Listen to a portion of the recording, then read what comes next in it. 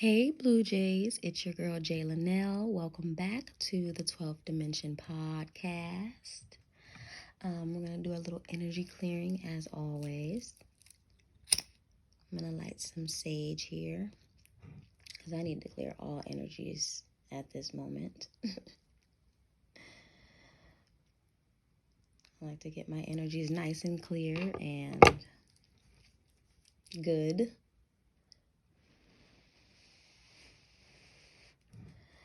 I don't know, the last 2 days, well, really like 2-3 days, I just been feeling really like funky. And, I'm attributing that to my grief. Things were fine. Things are never fine because I miss my mom like every single day.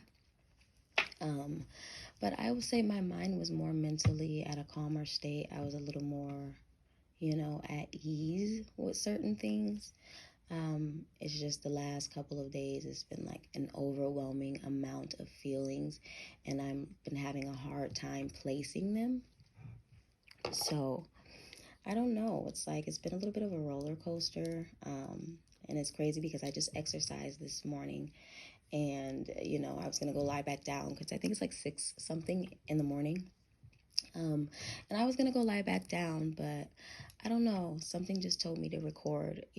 I feel like this is my form of therapy at times. So I think this will be good for me to let it out, on the podcast. So I don't know. But for the last couple of days, like I said, I was fine. I had a little motivation to clean the house. I was getting some stuff done around here, which I'm still going to do and stop procrastinating on.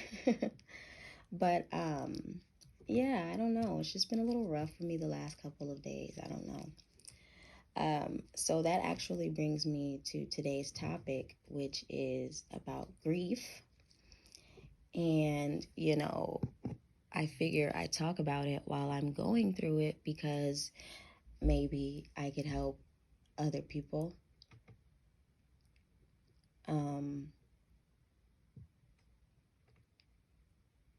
It's weird when you think about like how people used to be here, how you have all these memories with them, and then, they're just not here one day, and like the memories are still there. They're still, left behind. Like, I worried at points like I'll forget her face or I'll forget, things about her, but I really never could because like it's emblazoned in my brain, like her whole soul energy, her whole everything is like I know it, like her energy signature, like I know it,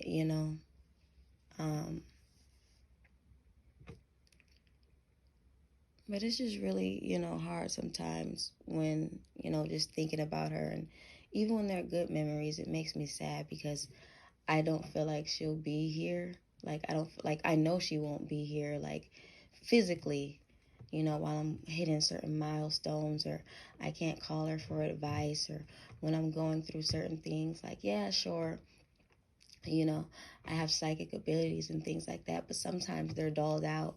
Number one, during grief, and then number two, when it's your own situation.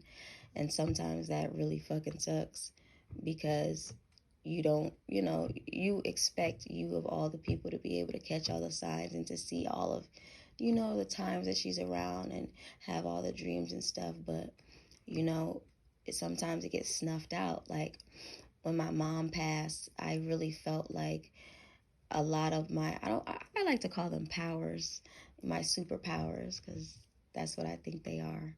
But they seemed a little dulled out, and it was very confusing because I'm on point with everything. Like, I can see things before they come. I can feel them. I know what's going on in people's minds. Like, I'm very, very, very in tune.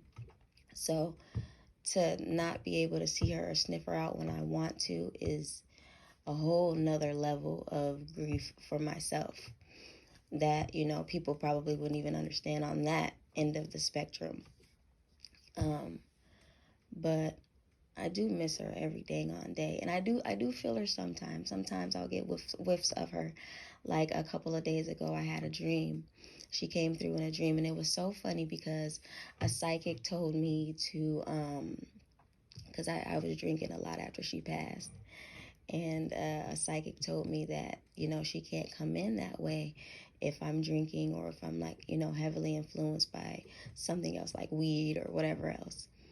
And well, not whatever else, because all I do is weed or a drink or whatever. But, it's hard for angelic presence and other, things of the spirit realm to kind of get in and communicate when your mind is clouded with those things. So when she relayed that to the psychic, I did drink a couple of more days because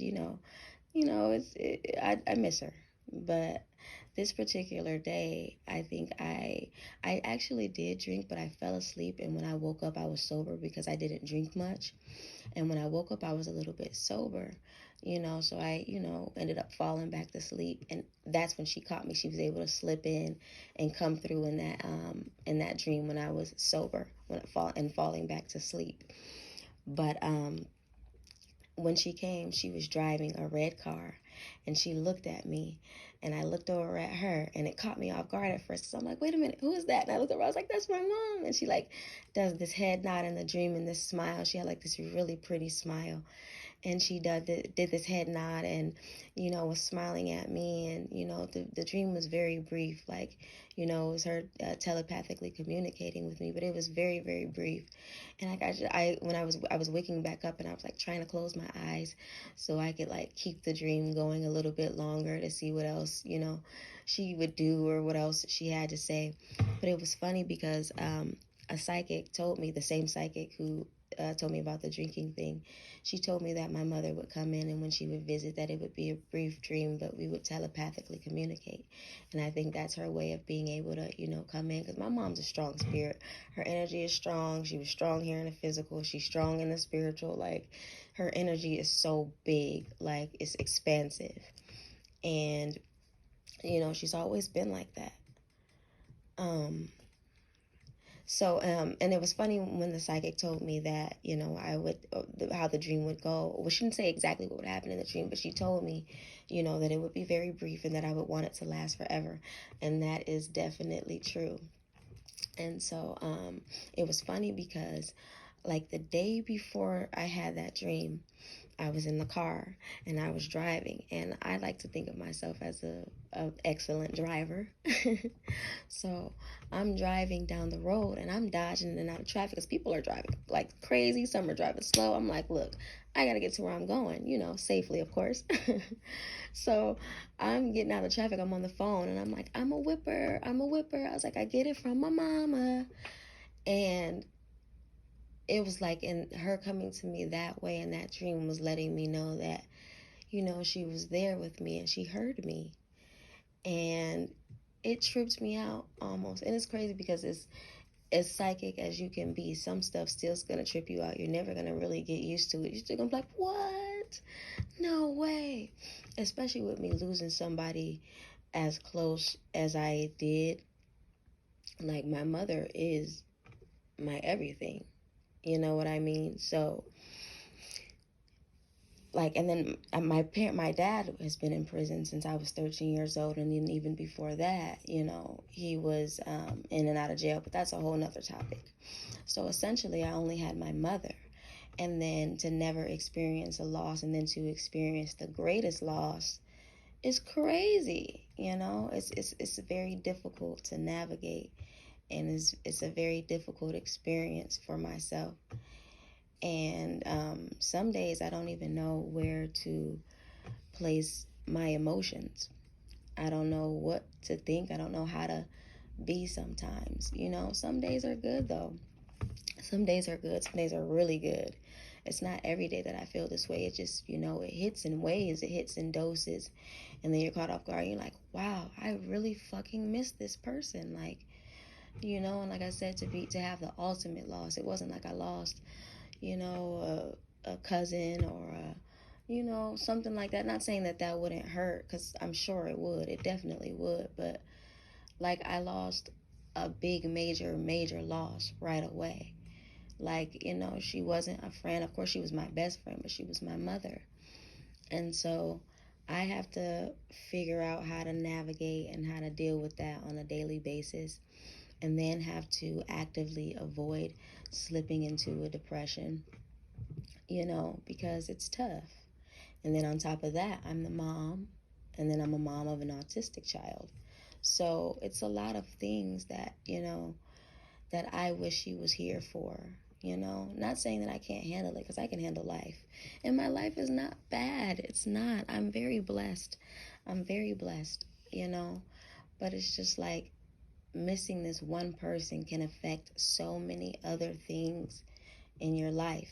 You know what I mean? Like I legit have been waking up angry, and I don't like that. Like, that's why I got up early this morning, and I exercised. Got myself together, because exercising is always brain food, for sure. Like, anybody going through mental health or, grief or any emotional upset of any kind, I really suggest you start getting into exercising. Even if it's just, you don't got to go full throttle and, be in there hitting weights. But you can, do some yoga. You can do some toning, maybe work on the abs a little bit. There's Pilates. I want to start getting into aerial yoga, which I heard about, which I didn't know about. And I find it really interesting. So I would love to take an aerial yoga class. But just stuff like that to give yourself that brain food, because it releases certain endorphins and stuff in your mind. And it just gets you kind of feeling good. So it got me feeling good enough to come record. But I felt like I needed to record in this vulnerable moment, just so that other people, who are going through the same things can get through it too, and know that, it's okay. It's never easy, never. And it's never going to be easy. But we're going to be okay, and we're going to heal, and we're going to get through this on this podcast. But, yeah, grief is hard, Even I have sisters. I'm the oldest of 5 girls. So, well, one of my sisters, she's a twin. I have a twin sister. I'm only a minute older than her, so I'm not going to say the oldest of 5 girls like that, but I'm one of the oldest daughters. But I was looked at as the oldest. Everything was put on me any damn way, so I'm the oldest. But, of course I have my sisters to lean on, and they always have me to lean on. But, each of us had different relationships with our mother as well. Like different ways we loved her, different ways we communicated with her, different, all beautiful, but just in our own little ways, So in turn, we're going to miss her in our own little ways, and at our own little times. You know what I mean? But I want to start doing things to, heal us, heal myself, heal my sisters, and get us through this, because I know my mother is around. I know she's watching. I know she's, here, even when I can't feel her all the time, which sucks, because I don't know the exact time she's here all the time. And I'm like, wait, is it this time? Is she here now? Is she here now? Is she here now? And then it'll be sometimes, when I'll get glimpses and I will see her. Because after she, right after she passed, I was at my sister's house and I was cooking in the kitchen. And I literally saw my mom come around the corner, because she was a greedy little thing. And I literally saw my mom come around the corner. I saw her full body. I saw her forehead and everything. And, I just wanted to hug her. I just wanted to just grab her and just hug her.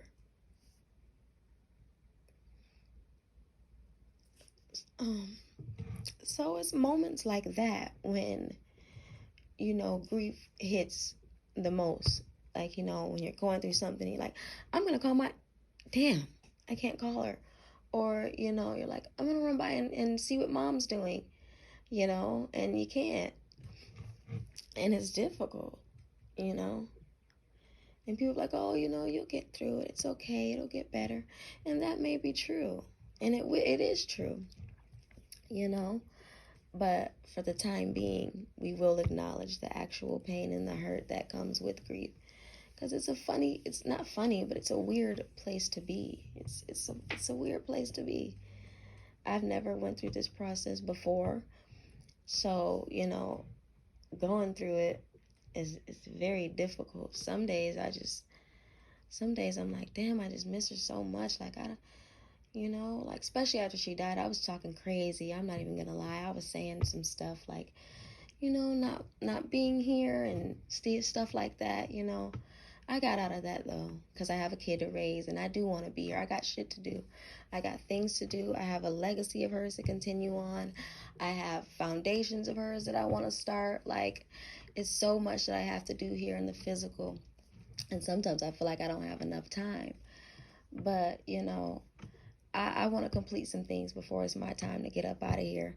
But I definitely miss her and I can't wait to see her. And that's another thing that the psychic communicated. She's like, yeah, you know, when you, she's like, your mother said, you know, you guys are going to dance together in heaven again.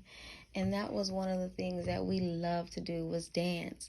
Even as kids, like my mother would have me and my sisters doing dance routines in the living room, and she would want us to perform them in front of her friends and stuff like that. And, you know, she'd like, go Jazzy, like, dance, you know. And yeah, I, you know, would be dancing. Sometimes I would be shy, and then it'd be times when we'll be in the car and she'll play a song and then she'll do a little dance move and then she'll like, go Jazz. And then I'll have to do the dance move and then everybody will copy me and then I will go send it back to the back seat to one of my sisters and then they'll do the dance and then do their own dance. And it was fun. My mom was very fun. She, like, my childhood was fun. Like, she had her moments, don't get me wrong. Like, but my childhood was fun. It was always something to do. Even if it was a small little adventure, my mother always took us out to do something, whether the park, feeding birds, fishing, you know. We did road trips. Like, she was fun. Like, she was a time. And so she told the psychic, like, yeah, we'll dance together in heaven. And that just warmed my heart. Like, knowing that I'm going to see her again does help. You know, it does help. Like, knowing that I'll be able to dance with her and knowing that I'll be able to, you know, hold her and hug her again. You know, maybe not soon, but again. And I can't wait. So, you know, and it's funny because it's the other psychic. She also said, I'm going to get her name. I'm going to stop calling her the other psychic. I forgot her name. She was on TikTok. I follow her on TikTok. Really sweet lady, really insightful. I think her name was like Don't Do It or something like that. I think it was like Don't Do It. But when I say she was spot on with everything, she was spot on. She even told me some things that she wasn't supposed to tell me. Like, she told me that when I get to heaven, she told me who the first person was going to be that I meet when I get to heaven, right? Crazy. She told me the first person that I'm going to meet when I get there. She also told me that my mother would not be the first person, that my mother is going to surprise me and pop out on me. Like, I'm going to be looking for her and she's going to pop out and surprise me. And it was funny when she said that because that's definitely like my mom's personality. My mom was always joking around and always, like, you know, laughing and like giggling and like, you know, just being like a jokester with little things. Like, even after she passed, like, she had turned the TV off in her room. My boyfriend said she flicked the lights when he was talking to her, I guess having a one-on-one conversation with her. You know, and just little stuff that she does, like hide stuff. And it was funny because another psychic told me that she hides stuff from me because she thinks it's funny. And I have literally been looking for stuff like my remote and stuff. Like, I'll be looking for it and I'm like, where is it? Like, I know it, like, I can't find it. And I'll like turn around and it'll be right where I know for a fact I just looked. So little stuff like that will keep me going.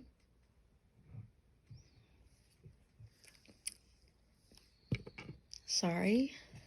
I just still wanted to do this episode raw and in emotion. You know, it is what it is. I miss her. And she was only 15 years older than me. She had me and my twin sister at 15 years old. That's a whole nother story. Maybe we'll talk about that.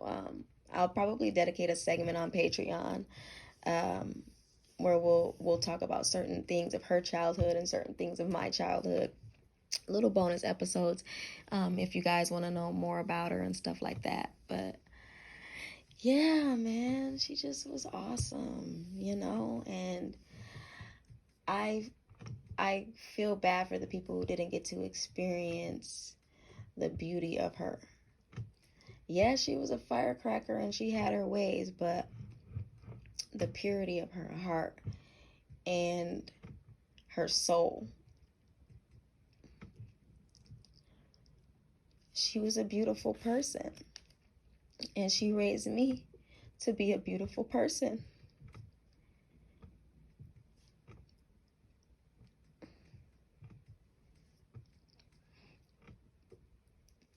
You know, nobody's perfect, and I'm for sure not. But I keep things that she taught me. Even before she passed, I implemented things, of course, in my life. But it's like, even now that she has passed, it's like stuff is hitting a little bit more. I'm a little more grateful for how I was raised. I was always grateful. I always admired her. She was always my superhero. My superwoman is what I call her. She was always that. But it's just like I understand more now. I understand her more. I understand, the way she went about things. I understand why she raised me the way that she did. And I'm going to raise my son the same. Of course, I have my tweaks and my little adjustments because we all raise our kids how we want. But essentially, he's going to be pretty much raised the way that I was. My mother was very, I grew up listening to Bob Marley, Erykah Badu, Lauryn Hill, the Fugees, Steel Pulse. Like, those staples, helped ground me and make me part of the human that I am. Just how she raised me. I mean, incense burning. She was a little light-skinned lady with a little fro out. Like, have her little incense burning house of vibe. Like, she was always spiritual. She always wanted to teach people about the spirit world, like she was always trying to tell somebody and save souls and be a light. And she was a light to so many people. When she passed, like, so many people, I mean, I had to stay off Facebook for like 2 days because people literally, all I saw was a picture of my mom. Felt like every post was a picture of my mom, and it was bittersweet.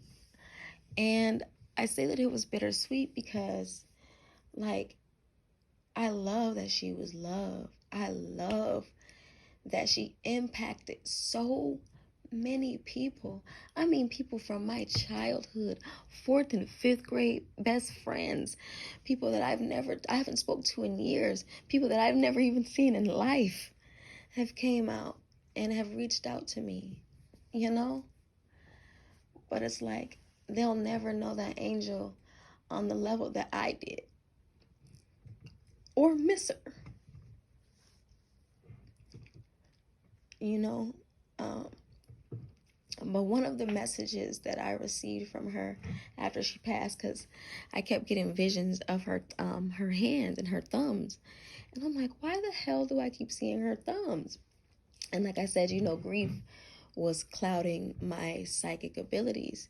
So it was funny, the day that she actually came fully through, because let me back up. When she passed, I felt her die. I was in the room with her when she died. I was at the hospital room. I watched her die. And as she was dying, I felt her dying. I felt her body come into my body. I felt her face as my face.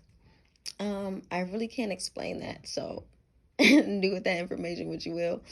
I felt like her. I don't know. I felt not like, I don't know how I can explain that, but I felt her in me. I felt her soul. I felt her spirit, and I felt it in my heart, And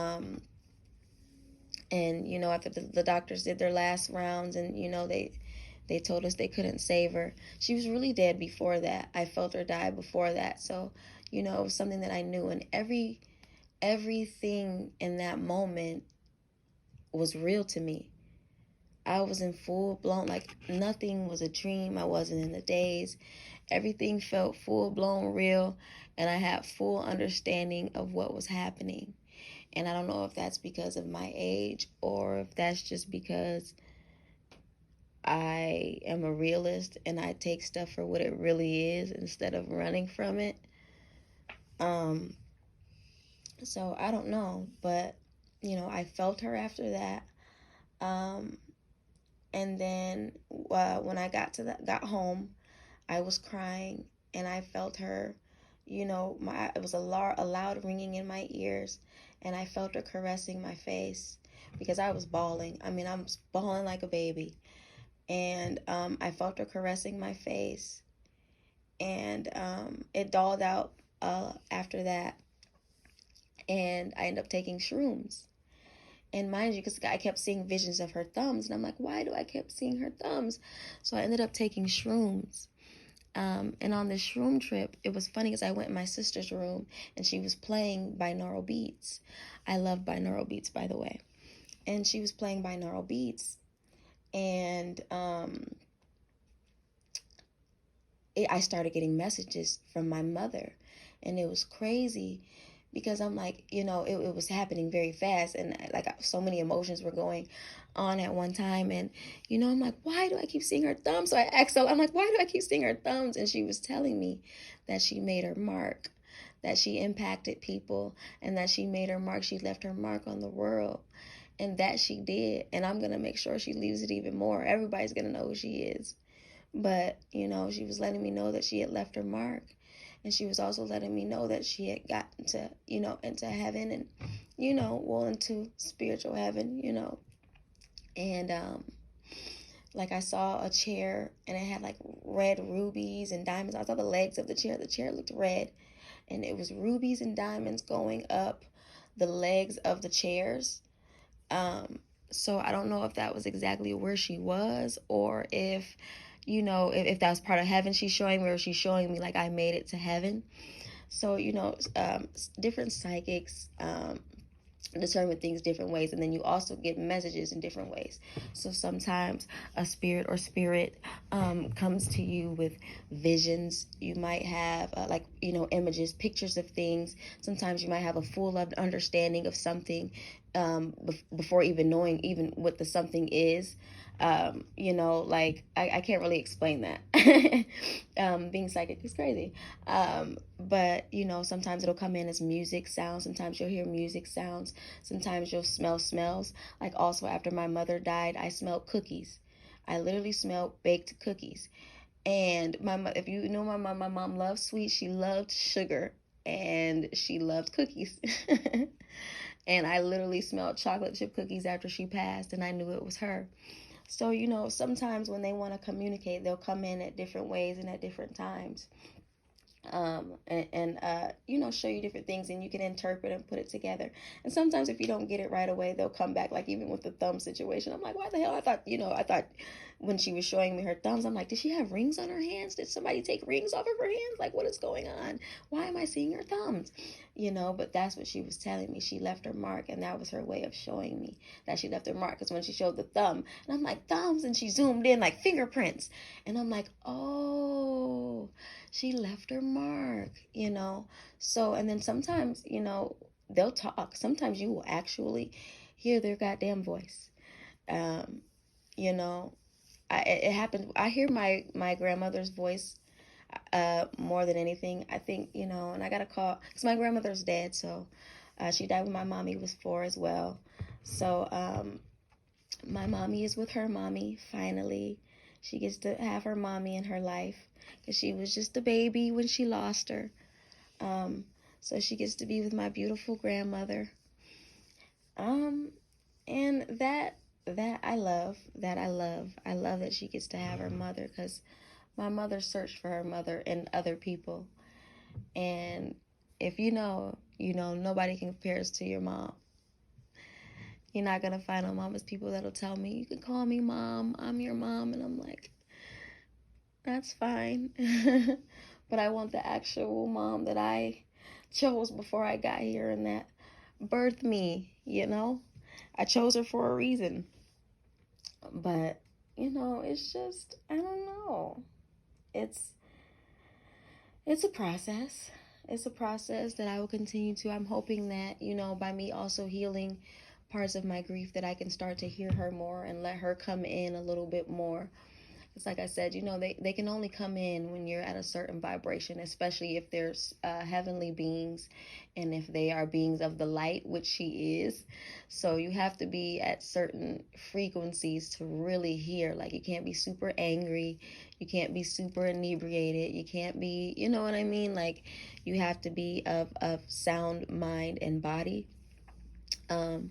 I also, I'm going to start back with my spiritual cleansing and stuff like that. I slipped a lot on a lot of things when my mother passed, things that I need to, get back on, and get back together. So I don't know. It'll be a process, and anybody who's going through the same thing, we will get through it together. And, like I said, today is rough, but tomorrow may not be. The next week may not be. You know what I'm saying? But right now it is. And I don't know. I want to be able to heal and to get to a point where I can accept it. I've been thinking about going on some retreats and different things like that.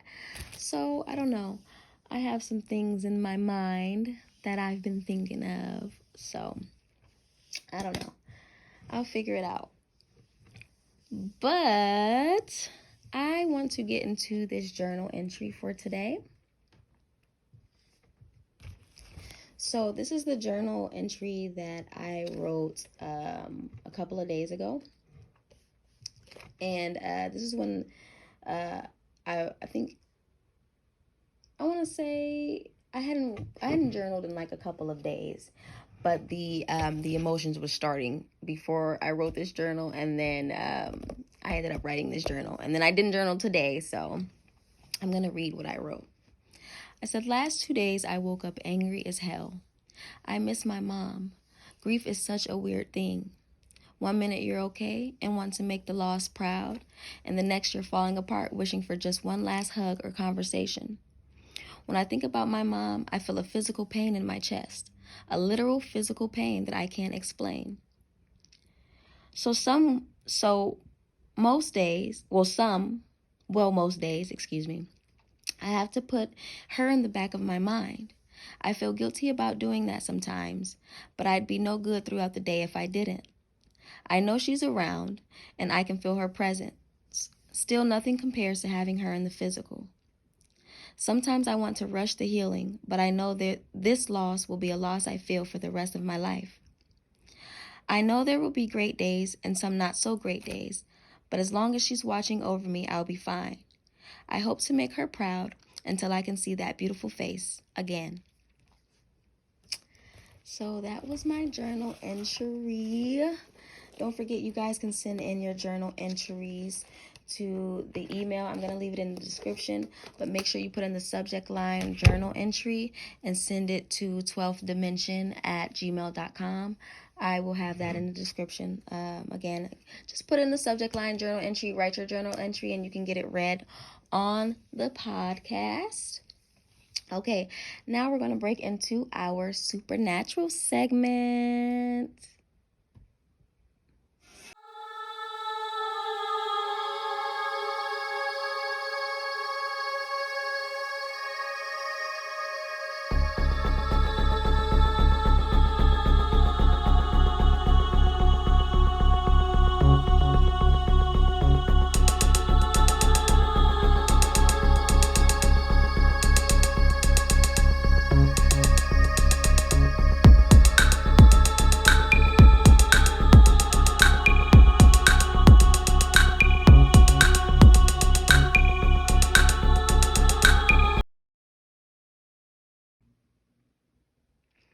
Okay, so for today's supernatural segment, I'm going to tell the story of the first time that I seen a ghost. I had to be about, I was like 12. I was about 12 years old, 11 or 12 years old. And an aunt of mine, we were having a cookout we were all at her house for having a cookout, and she walks up to my mom because, okay, so I'm Native American. I'm Native and I'm Black. So a lot of my psychic abilities come from my Native American side. So my aunt, she's very heavily, she used to dress in the whole Native gear and put our whole ensemble on. They used to call her Pocahontas back in the day. But anyways, she's very heavily gifted and she's very psychic. So she walks up to my mother during the cookout and she goes, uh, one of your daughters can see spirits. And mind you, I'm standing right there. And it's like I knew it was me, but I didn't know it was me at the time. It was me knowing, of course that was my psychicness, but me not knowing, right? Because I'm a kid. So she's like, one of your daughters can see spirits. And I'm looking like, what? Who's she talking about? Is she talking about me? And my mom's like, who? Which one do you think it is? And she's looking at us, and she was like, I don't know. It's one of them. And she's looking back and forth at us, and she set her eyes on me, but she didn't say it was me. And she just kind of looked at me, and she walks away. So I'm like, what the hell? So later on, I'd say not even that night. I think it was the next night. I'm doing my chores as my mother always had me doing. I love you, Mom. But so I'm doing my chores. I'm literally standing by the kitchen sink washing the dishes. I feel the hairs on the back of my neck start to raise. I'm like, what is this? What is that feeling? So I'm like, okay, like, it must be chilly. I don't know what made me turn around. I turn around and I swear on everything that I love. It was a little boy standing there with blonde hair. He had on a yellow shirt, jean shorts, and his head was bashed in on the side. I am not joking. It freaked me out. I just screamed. I literally screamed. I ran straight out of the kitchen. And me being the person I am, like, I'm very curious. So even if something may scare me or something may throw me off, I'm very, very curious about things. So I turn around and I look to make sure I saw what I was seeing, because I'm like, there's no way. I turn around to see, you guys, Blue Jays, he is still standing there, turn around looking at me like, yeah, you just ran through my body. Oh my God. That sent me through. I'm screaming through the house. I'm telling my mom, I let her know everything that I saw because I'm completely freaked out. I'm like, oh my God, like I'm going crazy. I like, imagine that. You're 11, 12 years old and you're seeing a kid, first of all, because he was a kid. He wasn't a grown man. He was a kid. A little blonde haired boy, head bashed in, a yellow shirt, blood all over his shirt. Somebody did something to that little boy, and he was coming to communicate and or play with me as a child. And it freaked me out. Luckily, I had the mother that I had, and she just told me that I had a gift, and that to accept it. Though she couldn't see certain spirits and things, none of my sisters could. I was the only one in the house at that time, and god damn it, I went through hell having to see those spirits. I mean, I was petrified as a kid. But so yeah, she was very understanding. She didn't make me feel crazy, though I definitely felt very, very crazy.